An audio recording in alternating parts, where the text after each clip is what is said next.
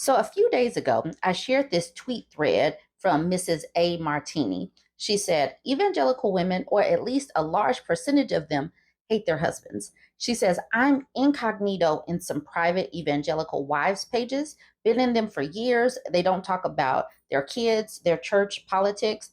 They only post about their husbands because they hate them. She says, I picture the husbands as a less affluent, kicker beard type guys, a sample.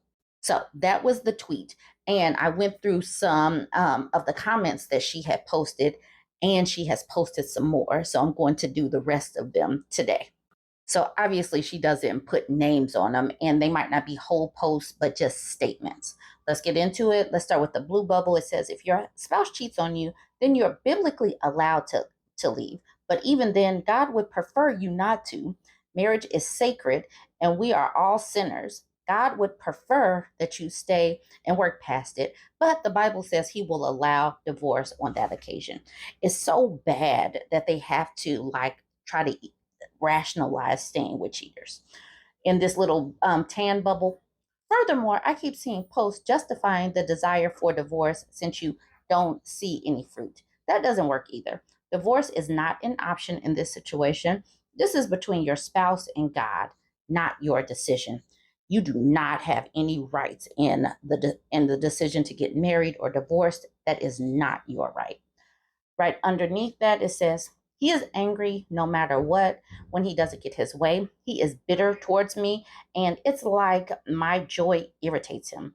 I was literally told to go away and leave me alone by him. So over in the black bubble, he says, I was designed to be his servant. I was designed to be his servant. What? And there is no other way. He says he will never clean up after himself or make a meal. As the woman, I am to serve him always, no compromise. He also believes a woman is to help generate income. So she is to be a servant and to go to work. That literally sounds like slavery to me. Okay, so in the red box below says paralyzed, not doing anything because I'm afraid to do anything, even though I know I'll still be wrong, but maybe not messing up quite as much if I just don't do anything, if that makes sense. So I guess I started to see myself as my husband sees me, and it's really not a pretty picture. So she's wrong if she does something, she's wrong if she doesn't do something. In the tan box in the middle, I'm constantly trying not to cry. There are things I know I should care about, but I don't. I haven't even bothered to collect eggs for 3 days. Telling my husband is pointless. Right below that, it says, he is not really my type, but God told me to marry him, and God made me fall in love with him. Right beside that, over here, white, there are days I ask myself if my life is going to be like this forever because I'm so over my husband. In the yellow square, it says, dinner is always ready as soon as he steps foot in the door, and he is still a grouch. He gets overwhelmed by me talking a lot, so I've stayed quiet. Can't even talk. The one at the bottom says, football season is coming, and my husband is going to be busy watching football, so I'm hoping instead of feeling sad and lonely to work on my female relationships, but I'm worried that I may get another close friendship going. Is it wrong to have close friendships outside of my marriage? Y'all know that this is sad. This seems like a sad way to live. These people are trained to be servants, and then they still have to walk on eggshells to be with these people. Y'all know that this is a mess. This is a sad way to be. Intencia, you've been very vocal about the social media content. You said selling a dream to young girls that doesn't exist. I want to quickly play one of your TikToks. Let's take a look. Sure. The women that are telling you the tradwife life is amazing are the little 22-year-old, 24-year-old girls that just got in it themselves. I am literally just trying to be dead ass honest. Being a tradwife really sucks.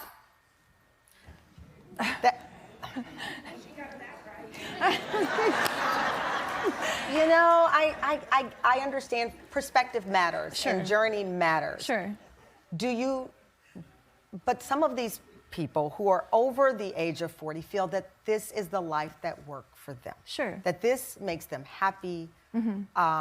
This allows them to be home with their children. Sure. And be present. I can tell you're conflicted because it's a tough. You're a tough talker. Sure. I mean, it is beautiful to stay home with your kids, and it is beautiful to raise your kids.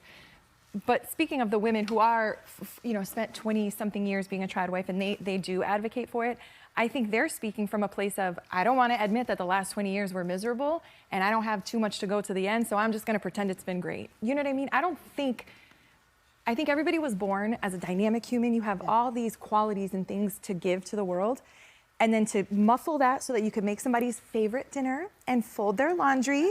Ooh, you have so much more to give. And when you didn't search that within and bring that out after 20 years, you're not gonna say, oh man, I was so wrong. I regret my whole entire life and now I'm almost gonna be dead. You're gonna say, no, it was amazing and I love it. I used to be a trad wife and now I'm a single mom. It all started back when I was a teen mom. I was 19 years old when I got pregnant. I was not married. When our daughter was like a week old, we just eloped at the courthouse and made it signed, sealed, and delivered. We were married.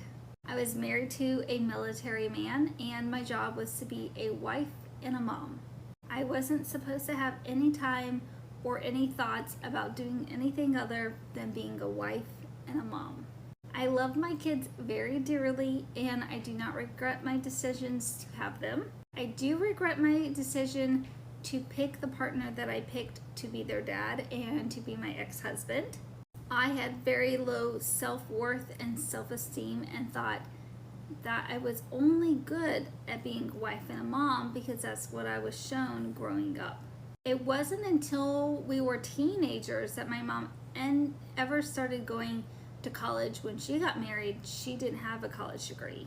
She was in the military and she did her 4 years in the Air Force, and my dad was a career military man, and my mom just married him and became a trad wife.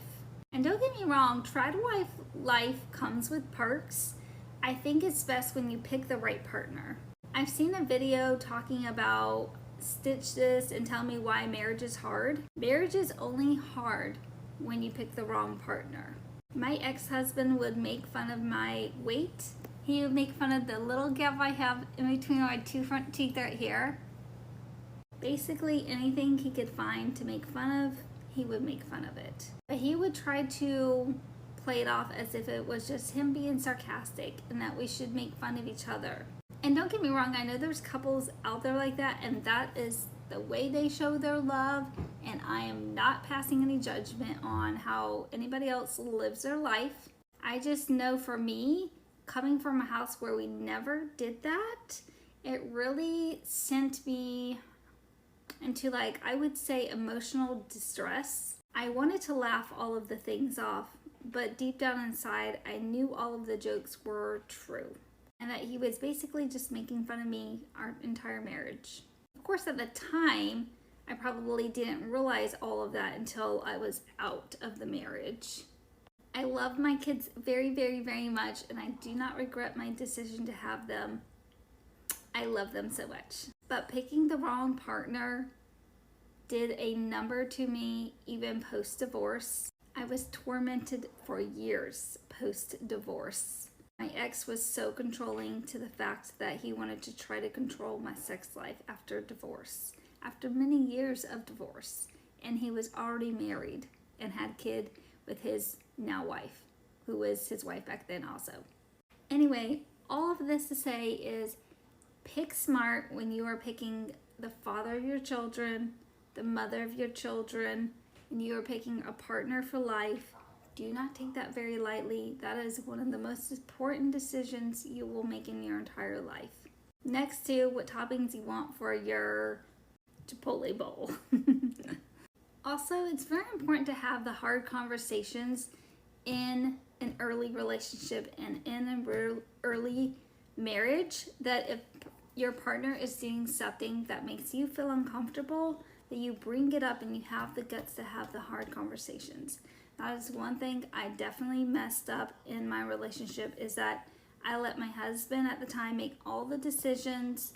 I basically had no voice. I don't even know if I would have been able to speak up, because after we were divorced, when the kids went to go live with him, because my kids went to go live with him and I paid him child support, I would say I had no say-so on how my kids were raised.